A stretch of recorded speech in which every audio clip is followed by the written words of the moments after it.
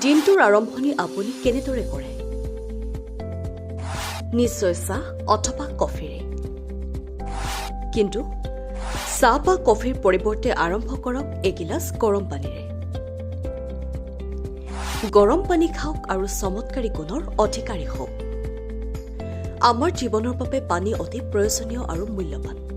আমি আমাৰ সুস্বাস্থ্য বজাই ৰাখিবলৈ দৈনিক পৰ্যাপ্ত পৰিমাণৰ পানী খোৱাটো গুৰুত্বপূৰ্ণ।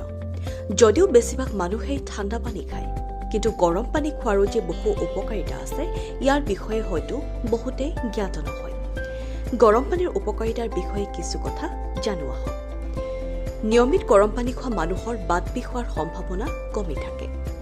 ব্লকেজ থকা ৰোগীয়ে ৰাতি নিয়মিত এগিলাচ গৰম পানী খাই শুলে হাৰ্ট এটেক হোৱাৰ সম্ভাৱনা কমি থাকে। নিয়মিত গৰম পানী খালে শৰীৰৰ ওজন বৃদ্ধি হ'ব নাপায় আৰু অতিৰিক্ত চৰ্বি কমি যায়। ওজন কমাবৰ বাবে নিয়মিত গৰম পানী খাওক। ৰাতিপুৱা শুই উঠি গৰম পানী খালে কোষ্ঠকাঠিন্যৰ পৰা মুক্তি পায় আৰু নিয়মিত পেট চাফা হৈ থাকে।